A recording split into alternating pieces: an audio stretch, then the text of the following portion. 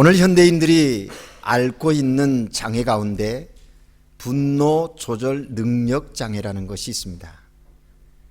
사람들이 많이 삶의 형편이 좋아졌음에도 불구하고 자신의 감정을 다스리지 못해서 결국은 삶의 어려운 일들을, 또 사회의 어려운 일들을 일으키는 일들이, 현상들이 있다 하는 겁니다. 분노 조절 장애 능력, 그 분노 조절을 하는 그 능력의 장애가 오늘 우리들의 삶 가운데 있는데 왜 그런가 해보니까요, 많은 사람들이 조급해합니다.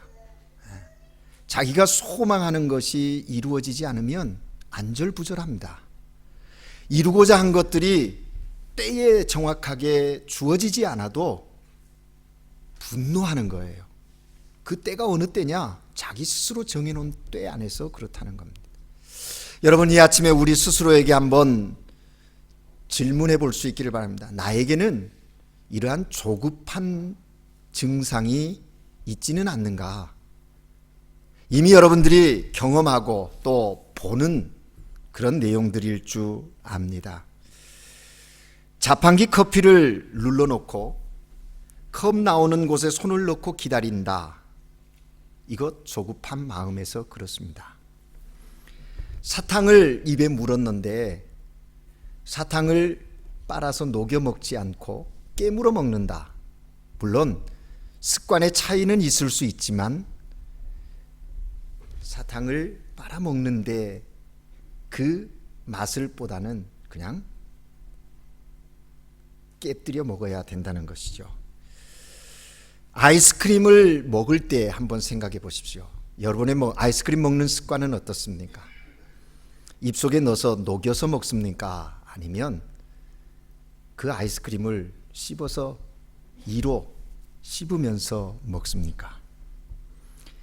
영화를 보거나 드라마를 볼 때, 보고 나서 대화할 때 그 영화 어땠어?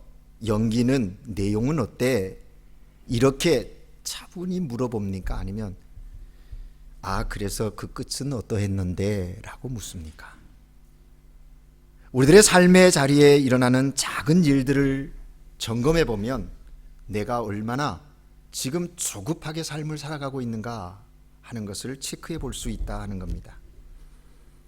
운전하는 중에 앞차가 느리게 가면 용서할 수가 없습니다.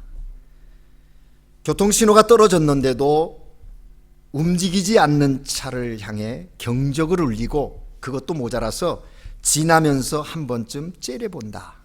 그건 역시 조급함입니다. 저 역시도 운전 습관이 좋지 않아서요, 제 옆에 장로님이 타시면 늘 저에게 하는, 목사님 여기 횡단보도 정지선을 넘었습니다 라고 지적을 많이 합니다. 저도 모르는 사이에 차가 거기를 가는 거예요. 이게 뭐냐면 이미 서 있으면서도 출발을 생각하면서 지금 시동을 대기하고 있다는 겁니다. 어디서든지 줄 서서 기다리는 것을 싫어한다? 역시 조급증의 한 면입니다. 비슷한 음식과 마시면 음식이 빨리 나오는 식당을 가려고 한다. 부모가 자녀를 키우는데도요, 아이가 남들보다 말이 늦거나 행동이 둔하면 견딜 수 없습니다. 뭐예요? 조급함 때문입니다. 이러한 증상 우리에게 한두 가지씩은 갖고 있지 않나 그렇게 생각해 봅니다. 조급증이라는 병처럼 병적인 증상은 아니라 할지라도 느린 것을 참지 못하는 시대에 우리가 살고 있어요. 모든 것이 빠르게 진행되고 스피드가 삶의 어떤 승부를 내는 그런 시대라고 생각하면서 속도에 대한 그 강박관념 속에 우리는 살고 있다 하는 겁니다. 그래서 어떤 일을 시작해놓고 그 결과가 나오지 않으면 빨리 포기해버리는 겁니다.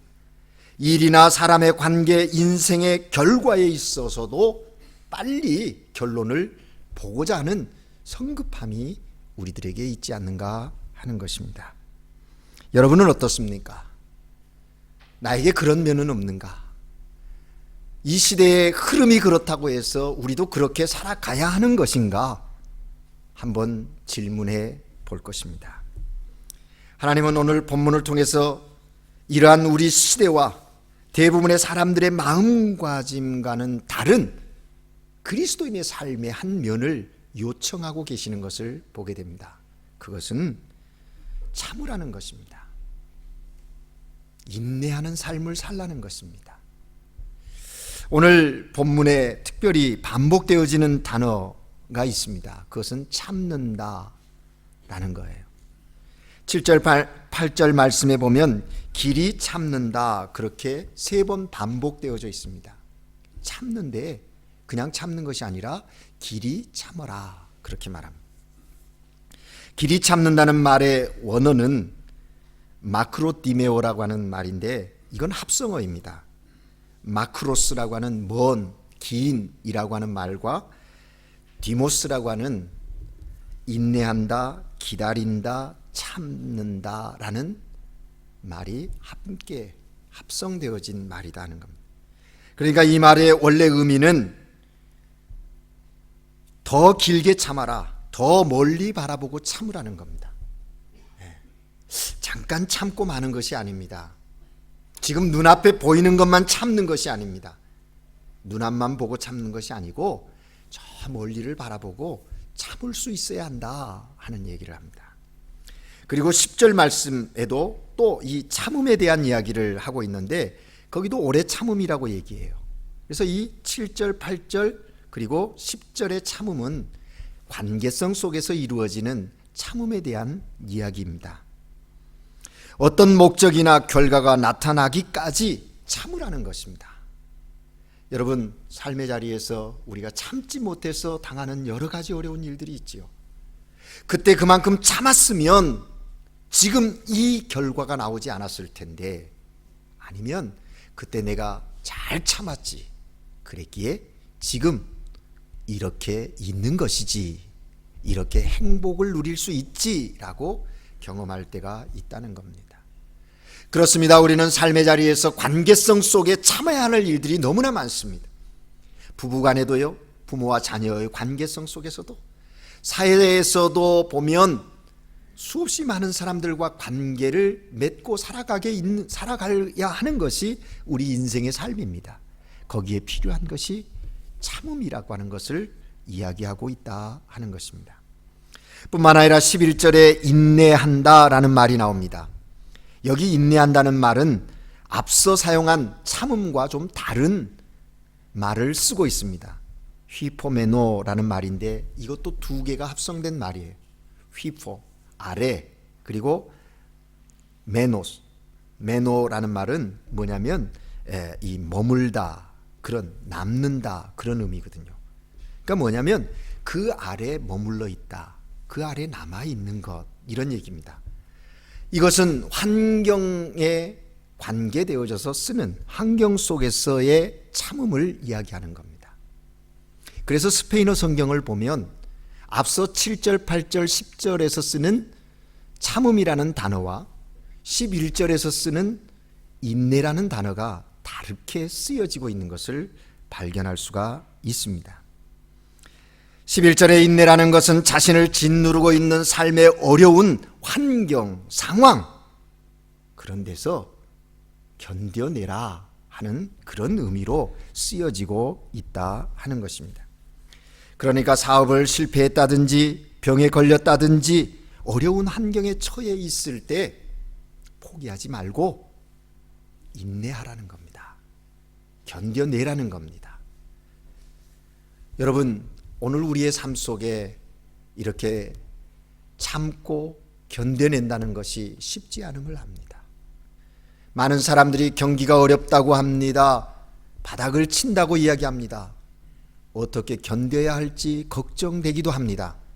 그런데 그런 우리의 삶의 정황을 향하여서 하나님은 오늘 우리에게 말씀하시는 거예요. 참아라, 견뎌라. 왜요? 참아야 할 이유가 어디 있습니까? 견뎌야 하는 이유가 무엇입니까? 하나님은 오늘 본문에서 우리에게 말씀하십니다. 하나님의 사람들이 왜 참고 인내해야 하는지 8절 9절 말씀에 보면 주의 강림이 가까우니라. 9절 말씀에 보면 심판주가 문 밖에 서 계신다라고 말합니다. 다시 말하면 주님의 오심이 가까웠다 뿐만 아니라 심판주가 문 밖에 계신다라는 얘기. 무슨 말씀입니까? 만유의 유일하신 심판주이시고 공의의 심판하실 주님의 강림이 가까웠으므로 참아라, 견뎌내라, 그렇게 말씀하시는 거예요. 여러분, 이 표현을 우리는 잘 이해해야 합니다. 무조건 참으라가 아닙니다. 분명한 약속이 있고 이유가 있습니다. 성도가 참고 견뎌야 하는 이유가 무엇입니까? 참고 견딘 여러분에게는 참고 견딘 것에 해당하는 상과 복을 주시겠다고 하는 약속이 있습니다. 뿐만 아니라 여러분을 힘들게 하는 세력이나 일들에 대해서는 심판하시기 위하여 주님께서 강림하실 것이기 때문이라고 말씀하고 계시는 것입니다. 주님이 오실 때까지 참음으로 주께서 내게 베푸실, 우리 공동체 가운데 베푸실 상과 복, 그것 있다는 겁니다. 뿐만 아니라 주님의 뜻을 따라 인내하고 살아가는데 믿음 지키기 위하여 정말 최선을 다하고 있는데 환경과 상황들과 관계성 속에서 자꾸 어렵게 하는 그 세력들, 마지막 때가 되면, 주님이 오신 그때가 되면 심판의 그 자리에서 분명하게 구별되어질 것이라는 이야기입니다. 그래서 11절에 이렇게 말합니다.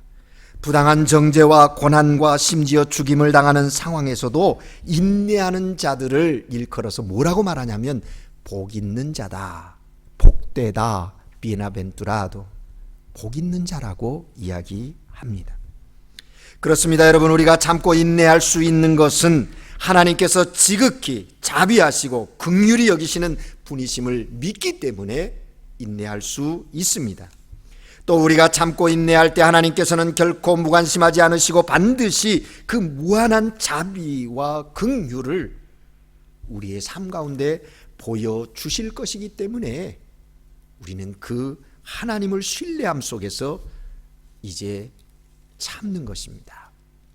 그래서 하나님의 사람 다윗은 시편 37편에서 우리에게 이렇게 이야기합니다. 악을 행하는 자들 때문에 불평하지 말라. 불의를 행하는 자들 때문에 시기하지 말아라. 그들은 풀과 같이 속히 배임을 당할 것이며 푸른 채소같이 쇠잔할 것임이로라. 이게 하나님의 역사라는 겁니다.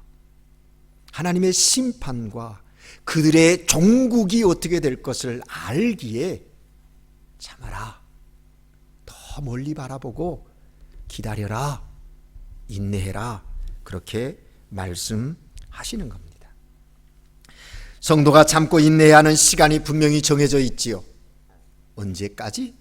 주님 재림까지. 그러면 의문이 하나 생깁니다. 기독교 역사상 주님이 오신다 그렇게 말씀하신 지가 벌써 2000년이 지나가요. 언제 오실지도 불확실해요. 언제까지입니까? 이 말씀의 의미를 우리는 깊이 새겨요. 오늘이 내 인생의 마지막인 것처럼 지금 최선을 다하고 지금 인내하라는 것입니다.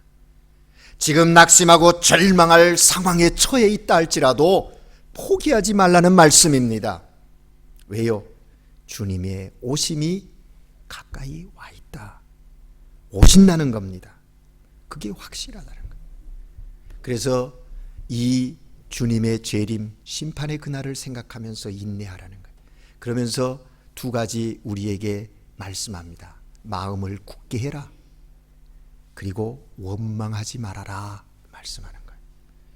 사랑하는 여러분, 인내하면서요 잘 참아오다가 한순간에 원망하고 불평합니다.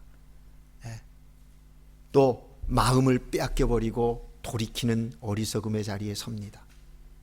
그것을 경계하라고 분명하게 이야기해 주고 있습니다. 이러한 참음의 이유와 방법을 이야기하면서 하나님은 야고보를 통하여 롤모델 세 가지를 우리에게 말씀해 주십니다. 어떻게 참고 인내해야 하는가? 우리 신앙인의 롤모델 세 가지를 여기 말씀하고 있는데, 첫째는 농부처럼 참고 인내하라고 말합니다. 7절 말씀해 보니까 보라, 농부가 땅에서 나는 귀한 열매를 바라고 그 길이 참아 이른 비와 늦은 비를 기다리나니, 오늘 이 마지막 시대를 살아가는 우리에게 한 롤모델로 농부의 인내를 이야기하고 있습니다. 우리가 참고 기다림을 농부에게서 배우라는 것입니다. 여러분 아시는 대로 농부는 씨앗을 심고 정성껏 가꿉니다. 물을 주고 거름도 줍니다. 왜 빨리 싹이 나지 않느냐고 뿌린 씨앗을 다시 캐보지도 않습니다. 길이 참고 기다리는 거죠. 또 농부는요, 추수의 날짜가 언제인지 정확히 알지는 못하지만 그가 알고 믿는 것은 반드시 추수 때가 있다라고 하는 사실입니다. 그래서 놀지 않고 쉬지 않고 씨를 뿌린 후에 이른 비 기다리고 곡식이 익을 무렵에는 늦은 비를 기다린다는 거예요. 이 원리를 오늘 우리의 삶에 적용하면서 참아라, 인내하라, 하나님은 그렇게 말씀하시는 겁니다. 하나님께서 적당하신 때에 삶의 단비와 은혜의 단비를 주실 것이라는 거지요. 그것을 믿고 조급해하지 말고 인내하라는 겁니다. 농부의 그 인내, 그것이 무엇인지 오늘 우리에게 말씀하시는 거예요. 야고보는 농부의 비유를 통해서 말세를 사는 성도들에게 정말 기다려야 할 것이 무엇인지, 어떤 태도로 기다려야 할 것인지 분명하게 말하는 거지요. 여러분, 그렇습니다. 주님의 재림이 언제인지는 모르지만 우리에게 확실한 것은 그 때가 있다는 거예요. 이것을 믿고 한눈 팔지 말고 지금 행하고 있는 그 일을 포기하지 말고 자비와 긍휼의 하나님께서 주시는 은혜를 따라 그 일을 이루어 가라는 거예요. 둘째 롤모델이 뭡니까? 선지자들처럼 참고 인내하라고 말합니다. 10절 말씀해 보면 형제들아, 주의 이름으로 말한 선지자들을 고난과 오래 참음의 본으로 삼아라. 우리가 본을 삼아야 할 사람들은 선지자라는 거예요. 선지자들이 누구인지 야고보는 구체적으로 이름을 명하고 있지는 않습니다. 그런데 구약시대의 선지자란 당시 초대교회 성도들을, 특히 유대 출신의 성도들에게 있어서는 그야말로 최고의 흠모의 대상입니다. 본문은 그처럼 그 이름도 찬란한 선지자들, 구약에서 하나님의 말씀을 대언했던 그 훌륭한 선지자들 중에 인내라는 덕목이 없었던 사람들이 있었느냐? 인내라는 덕목을 발휘하지 않은 선지자가 누구였단 말이냐? 그러므로 그 선지자들의 인내를 롤모델로 본을 삼고 오늘을 살아가라, 그렇게 말씀하고 있는 겁니다. 여러분 아시는 대로 모세와 엘리야와 예레미야를 생각해 보십시오. 모세는 좋은 애굽 왕실의 왕자에서 정처 없는 도망자의 신세로 그야말로 하루아침에 최악의 자리에 떨어지지 않았습니까? 그리고 40년이라는 시간을 광야에서 보내는 거예요. 기다리고 참고. 하나님께서 그를 들어서 쓰시는 거예요. 엘리야는 스스로 죽기를 하나님께 간구했을 정도로 역경의 기간을 거쳤지만 하나님께서는 그로 하여금 편히 죽게 하시는 대신에 40주야를 강행군하게 하신 후에 세미한 음성을 그에게 들려주시잖아요. 그리고 새 힘을 불어넣어 주셔서 일하게 하시는 거예요. 예레미야도 그렇습니다. 자기 백성을 향하여 저주와 멸망의 예언을 해야 했던 그 심적인 고통이 어떠했을까요? 뿐만 아니라 육체적으로는 토굴 속에 갇혀 살아야 했던 예레미야입니다.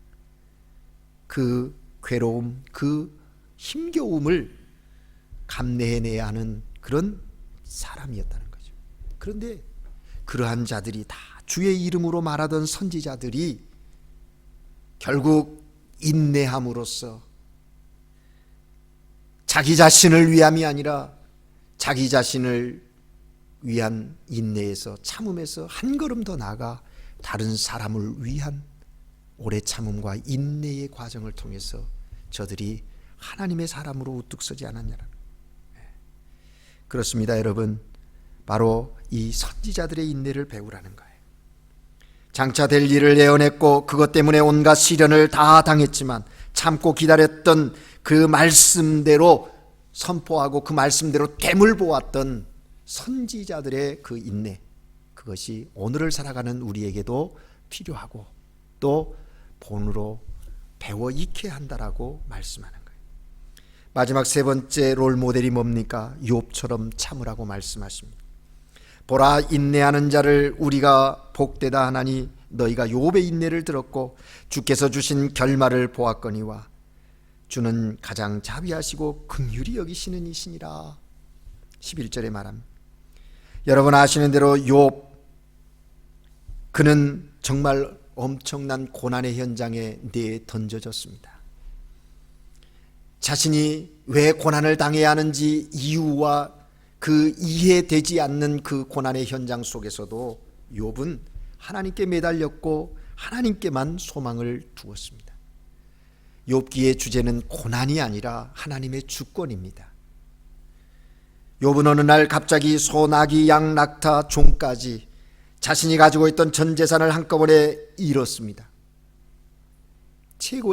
동양의 최고의 부자였던 그가 가장 가난한 자의 자리에 섰다라는 거죠. 그것뿐이었습니까? 오랜만에 맏아들 집에서 식사하고 있었는데 10남매의 자녀가 한 번에 죽임을 당하는 그런 사고가 난. 여러분, 부모의 마음을 아시겠습니까? 하나도 아닌 10 자녀가 동시에 생명이 끝났다. 이해하기 쉽지 않은 것이지요.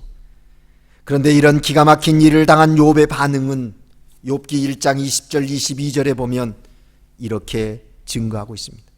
욥이 일어나 겉옷을 찢고 머리털을 밀고 땅에 엎드려 예배하며 이르되 내가 모태에서 알몸으로 나왔사온즉 또한 알몸이 그리로 돌아올지라. 주신 이도 여호와시요 거두신 이도 여호와시니 여호와의 이름이 찬송받으실지로다.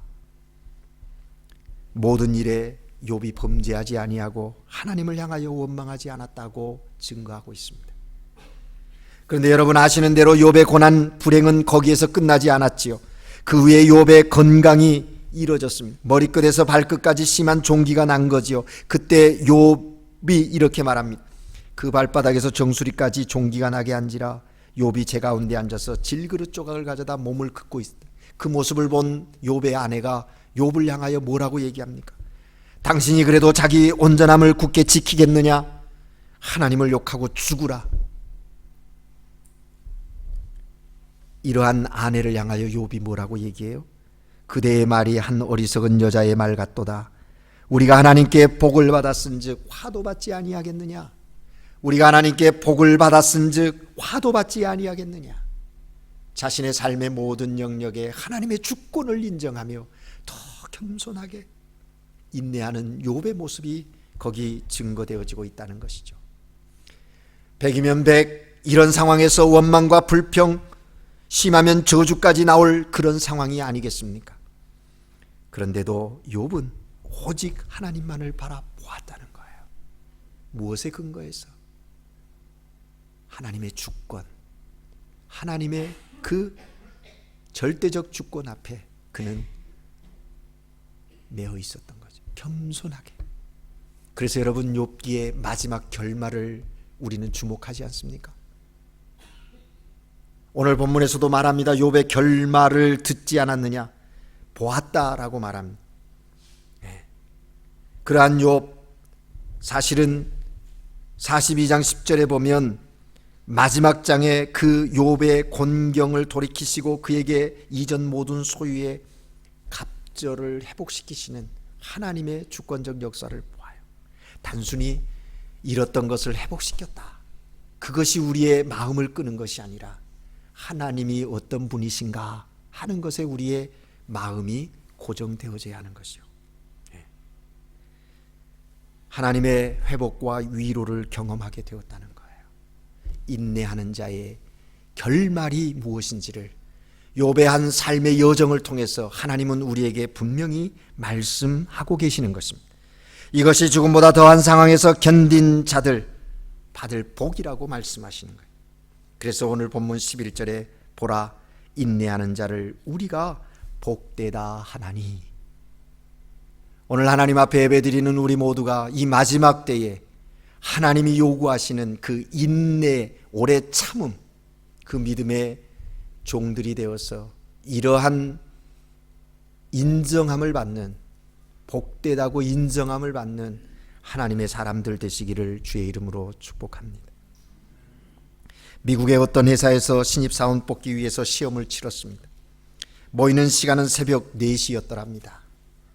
이른 시간임에도 불구하고 많은 사람들이 그 회사에 근무하기를 원해서 그 시간에 모였더라는 거예요.